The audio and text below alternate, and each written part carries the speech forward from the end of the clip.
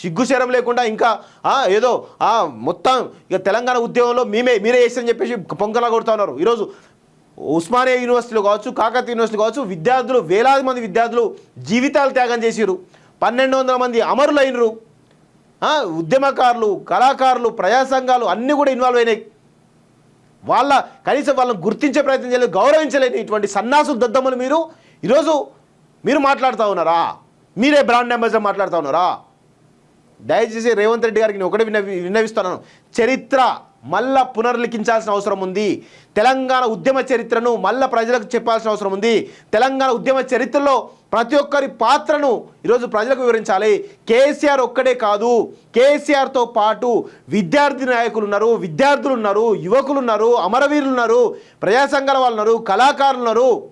ఇలా చెప్పుకుంటూ పోతే చాలామంది సబ్బండ వర్గాలు కూడా ఈరోజు ఉద్యమం చేసినాయి. అన్ని కులాలు కలిసి వచ్చినాయి. అప్పుడు తెలంగాణ వచ్చింది. ఈరోజు కేసీఆర్ ఒక్కటి చేస్తే తెలంగాణ రాలేదు. ఆ విషయం ప్రజలకు చెప్పాల్సిన బాధ్యత, చరిత్రను పునర్లిఖించాల్సిన బాధ్యత రేవంత్ రెడ్డి పైన ఉంది అని చెప్పేసి కూడా నేను కోరుతా ఉన్నాను. ఇలాంటి సన్నాసులను దయచేసి, ఇలాంటి సన్నాసులు ఎన్ని విమర్శలు చేసినా మేముంటాం రెడ్డిగా వీళ్ళని కౌంటర్ చేయడానికి.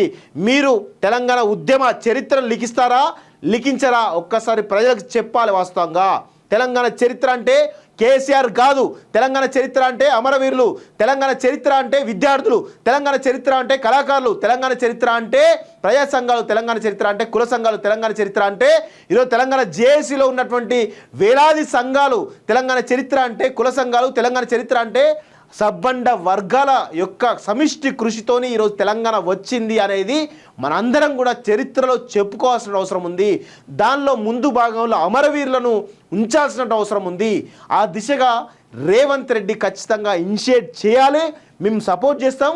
ఇలాంటి దద్దమ్మలు, సన్నాసులు, ఈడియట్లు కనుక ఏమన్నా మాట్లాడితే రెడీగా మేము చెప్పులు తీసుకొని కొట్టడానికి రెడీగా ఉన్నాం. రేవంత్ రెడ్డి గారు ఆ దిశగా మీరు ఇనిషియేట్ చేయాలని చెప్పేసి కూడా నేను కోరుతా ఉన్నాను.